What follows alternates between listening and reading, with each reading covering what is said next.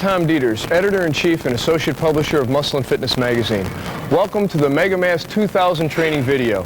Your purchase of the MegaMass 2000 product shows a commitment and a desire to build your physique, and we're going to help you get started. The old saying goes, Rome wasn't built in a day, but it was built brick by brick and in an orderly manner. The same can be said for a successful training program. Building your ideal physique requires a coordinated, intelligent effort both inside and outside of the gym.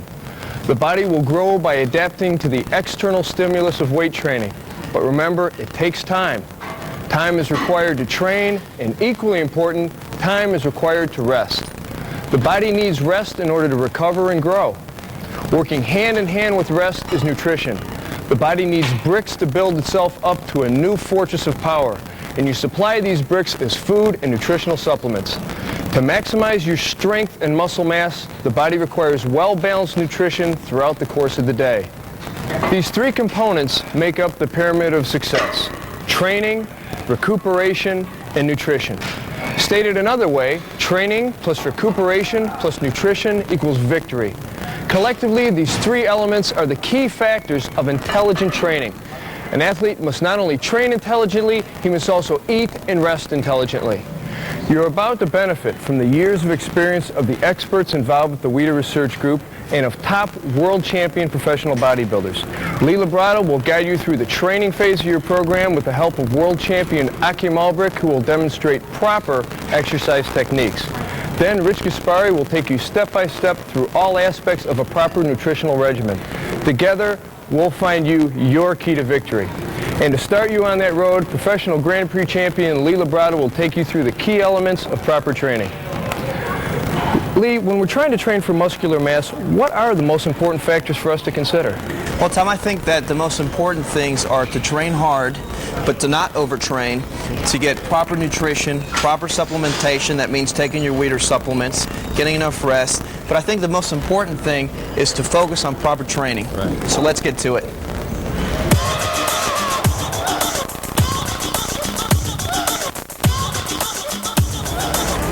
In discussing training methods, it's wise to define our perspective.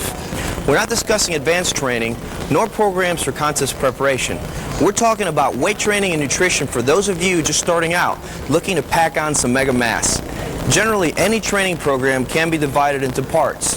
Exercises, technique, and mental focus are all at the heart of any training program.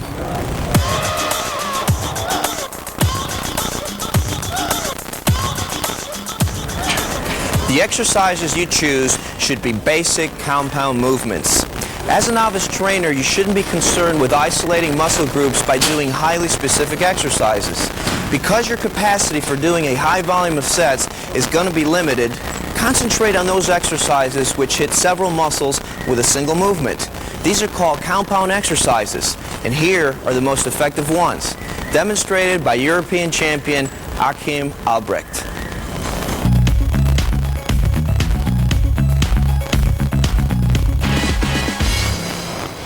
The bench press works the mid-chest, triceps, and the front deltoids. For this reason, it's often referred to as the king of upper body exercises.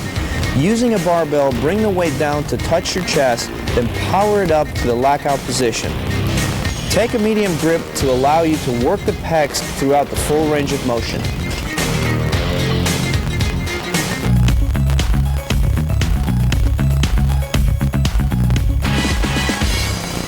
The incline press develops the often neglected upper chest, in addition to the triceps and front delts.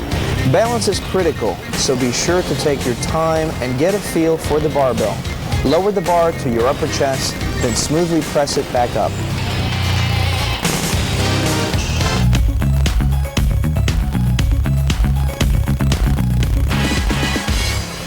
The best mass-building motion for the delts is the military press. This exercise hits the entire shoulder area, as well as the triceps. Be sure to use a spotter on this, as well as any heavy pressing movement, and go all the way down and up. Performing your reps slowly is not only safer, but more productive also.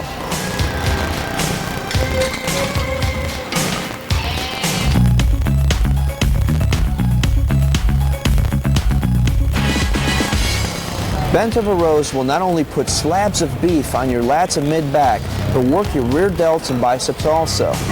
With your torso parallel to the ground, lower the barbell to a full stretch, then squeeze it up to touch your upper abdomen. Be sure to use a weight belt here and don't jerk the weight, instead use a smooth and steady pull.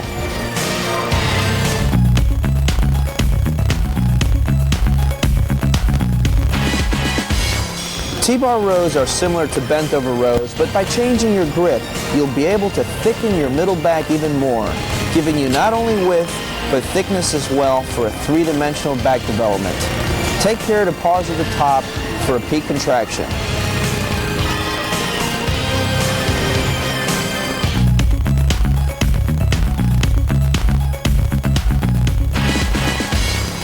Squats are perhaps the most result-producing exercise known.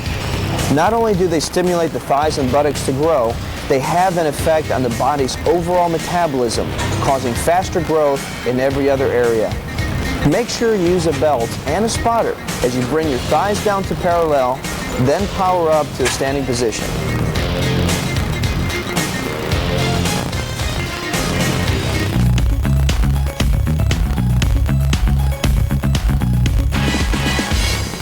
Deadlifts are another all-around movement, working the traps, lower back, and hamstrings.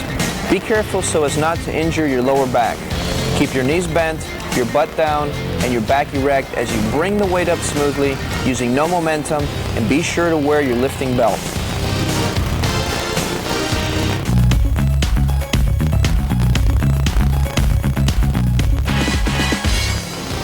Stiff-legged deadlifts will work your hamstrings more exclusively, rounding out the thighs for that complete look. These are performed almost identically to regular deadlifts, except that the knees remain locked at all times. This is the best mass-building motion for the leg biceps. Other exercises for biceps, triceps, quads, and leg biceps should be used occasionally, but keep the emphasis on basic movements. Overtraining by training too long in one session will only retard your progress and compromise your health and positive attitude.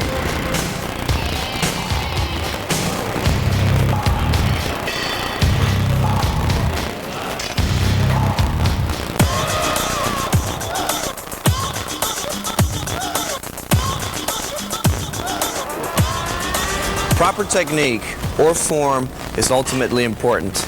Never sacrifice good form simply to heave more weight. Using a full range of motion and proper form without jerking the weight ensures full and symmetrical development of the muscle as well as preventing injury. A full range of motion also develops strength through the entire range of each movement, thereby improving performance in other strength-related sports and enhancing overall flexibility.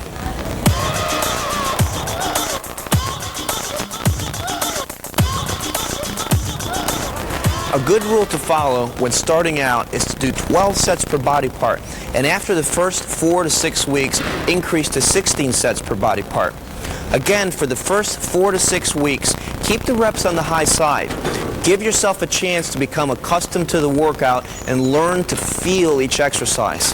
A pyramiding rep scheme of 15 reps on the first set, 12 reps on the second set, 10 reps on the third set, and 8 on the last set is a good starting point. After 4 to 6 weeks, you can lower the reps to 12, 10, 8, and 6 reps on the last set. Remember, proper form has priority. Poundage is secondary, and don't overtrain.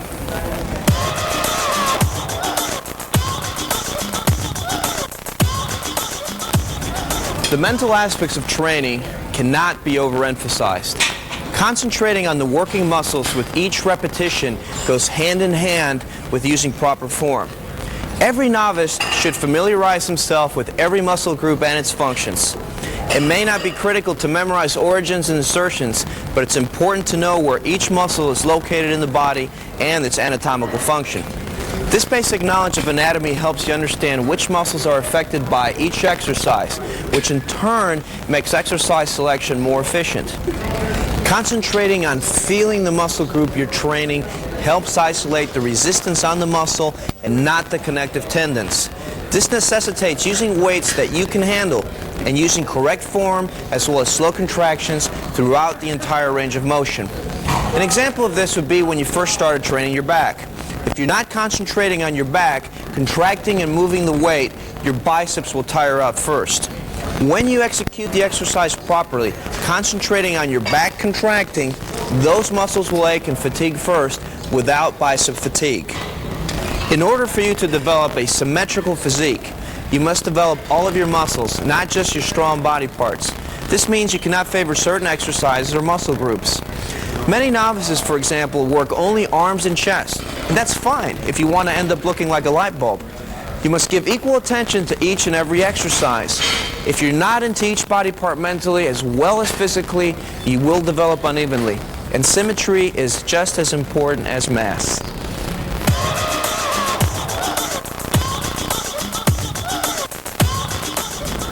In order for a muscle to become stronger and larger, you must train it properly. After it's been trained, it must be allowed to recuperate. Generally, overtraining is training too hard or too often. Training too hard would entail doing too many sets per body part, or training too long, being in the gym more than 60 or 75 minutes per session. Overtraining of this nature robs you of precious energy. Running on empty is not the way to grow. All you accomplish by this is to compromise your health and enthusiasm. Overtraining also means training the same body part too often, or training any body part when you feel tired. However, it's just as important that your body as a whole has time to recuperate. If you feel tired for any reason, whether it be from lack of sleep, improper nutrition, or you just need more rest, you should not train until you feel good. Call it what you will, intuitive training or listening to your body. It all boils down to training intelligently.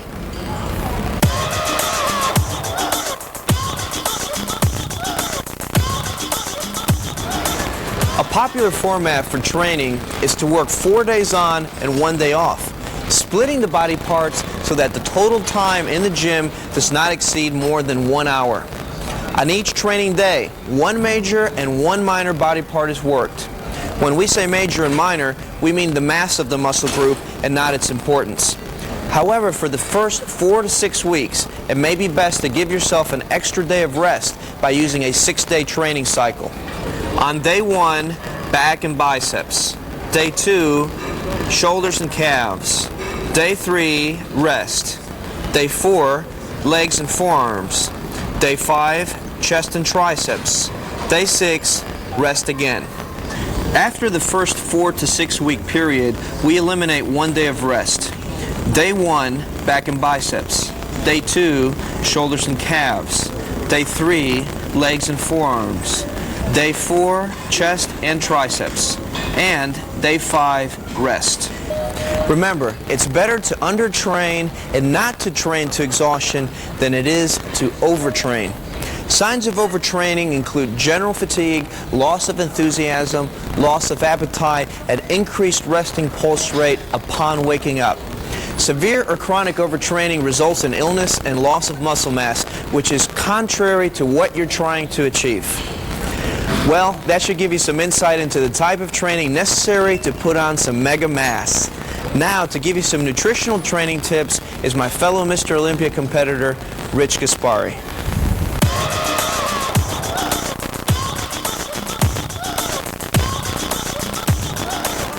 So far, we've talked about training and recuperation. However, of equal importance to recuperation is nutrition. In fact, if either good nutrition or recuperation is lacking, any potential benefit derived from training is totally lost. In order to fully recover from each training session, as well as maintain your base metabolic rate, your body requires nutrients. Not only in total, but throughout the day in amounts the body can handle effectively. No longer are 3 squares thought to be the best way to provide good basic nutrition to a growing or training individual.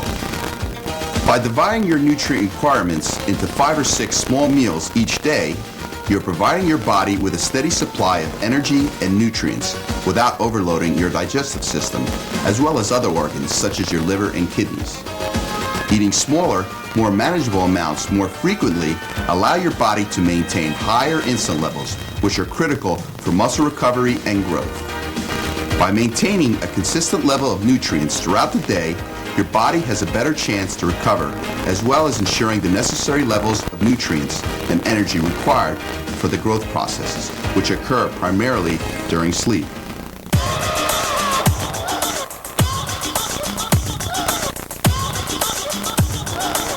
General nutrient guidelines indicate that a weight trainer requires 1.5 to 2 grams of protein per kilo of body weight, depending on the individual. The remaining calories should be derived from a wide variety of complex carbohydrate sources, including root and leafy vegetables, rice, legumes, pasta, and cereal. As a general guideline, set the number of carbohydrates at approximately 3 to 4 times the number of grams of protein. The ratio of carbs to protein should be about 3 to 1, and your fat should be minimized.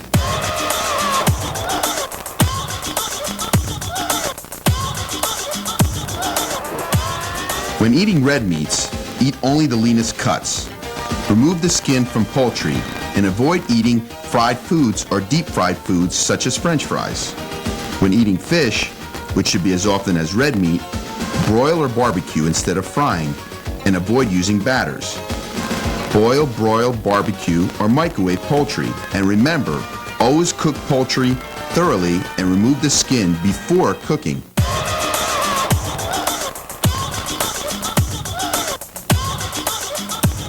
Following these nutrient guidelines is greatly simplified by MegaMass 2000.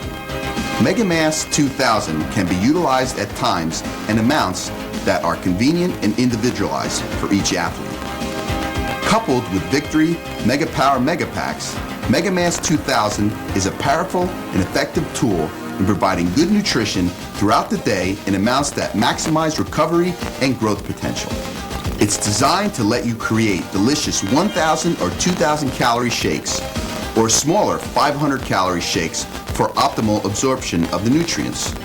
A full power MegaMass 2000 shake, even when mixed with water, provides a whopping 82 grams of protein, 317 grams of workout energizing carbohydrates, yet only 5 grams of fat, and a third of this fat is in the form of medium-chain triglycerides, or MCTs, which your body metabolizes as efficiently as carbohydrates. MegaMass 2000 is not only packed with macronutrients like protein and complex carbohydrates, it's also packed with all the hot micronutrients and performance factors. You've really made the smart move by using MegaMass 2000 to help you reach your weight-gaining goals. And good luck with your training.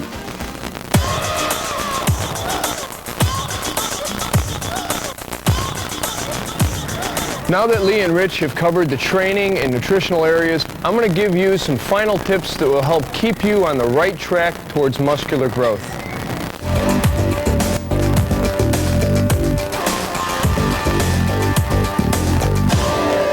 A training journal is an essential requirement for intelligent training.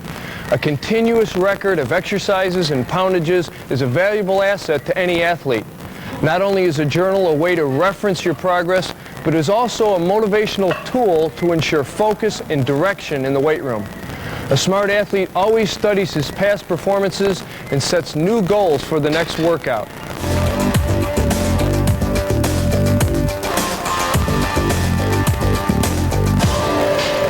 Too much aerobic work can retard muscular growth and strength increases.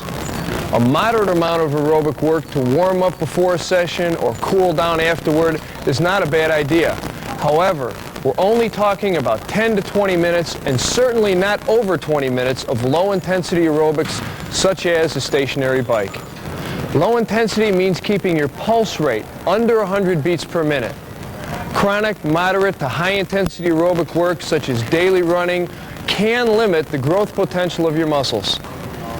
A little low-intensity aerobic work goes a long way in maintaining good aerobic capacity to keep your energy high for workouts.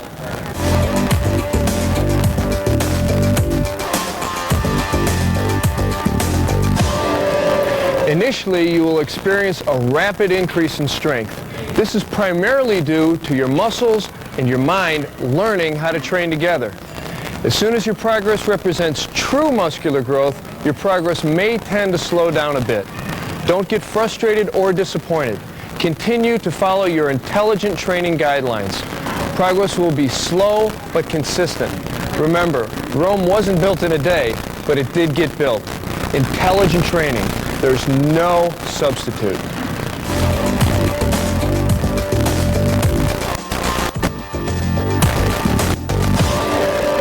You should be drinking water throughout your workout.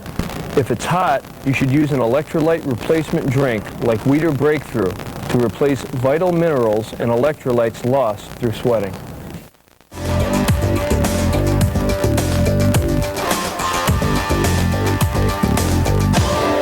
A moderate stretching program is of benefit toward injury prevention and improving flexibility.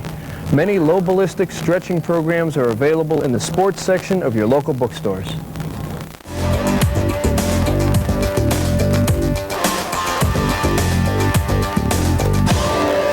Always stay warm when training in a cold environment. Rubber elbow supports as well as knee-length spandex pants worn under cold weather training clothes help to maintain body heat and prevent injury.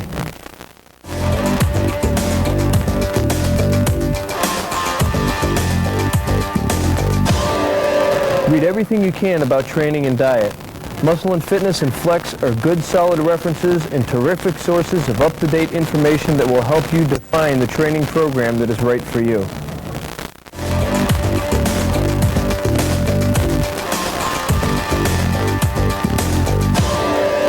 Vitamins, minerals, and protein supplements are not substitutes for good nutrition, but rather a part of it.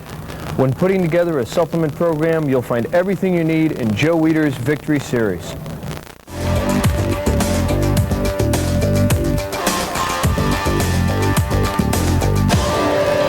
Training in a gym in the 90s offers you some excellent benefits and opportunities, but it also has some pitfalls. One of them is the specter of anabolic steroid abuse. Be aware of the dangers associated with these drugs and use your own best judgment rather than blindly following those around you. These substances do not belong in our training program. Remember, you have to live inside your body for the rest of your life, so don't poison it. We hope that this instructional video has been helpful in preparing you for your workouts ahead. With consistent training, adequate recuperation, and proper nutrition, including supplementation of your diet with MegaMass 2000, you'll be on the road to muscle. Thanks for watching. Now let's get to the gym.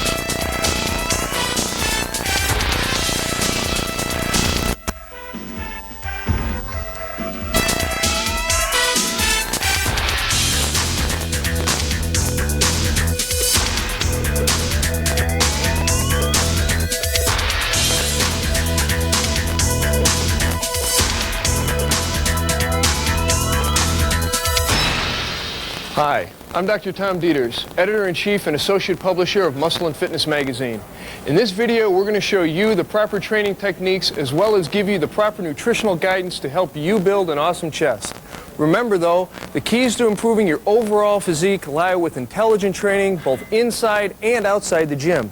That means intense training and proper nutrition. It means not overtraining any particular muscle group. Training any body part too frequently can result in injury and/or loss of muscle mass.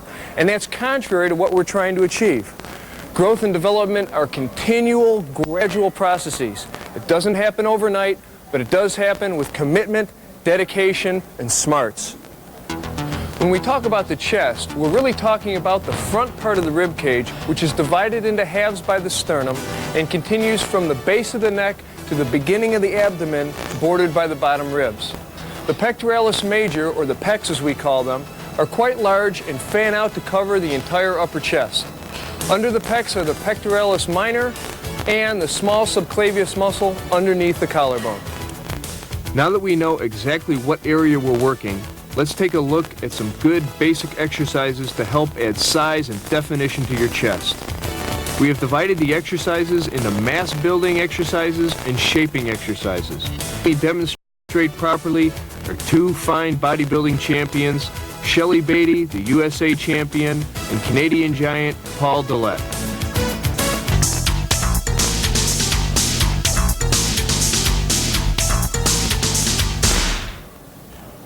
Mass building exercises should be performed first during your workout. Typically 2 or 3 mass building exercises are chosen for each training session, usually one for each area of the chest. For example, you might want to start with barbell bench presses, then go to incline dumbbell presses, and then go to decline barbell presses. The idea is to alternate exercises for each body part so that you never do the same exercise 2 workouts in a row. This alleviates habituation and boredom and leads to faster growth. The next workout might start off with incline barbell presses, then decline dumbbell presses, and finally flat dumbbell presses. The number of sets should range anywhere from 4 to 6, with 6 to 12 repetitions each set.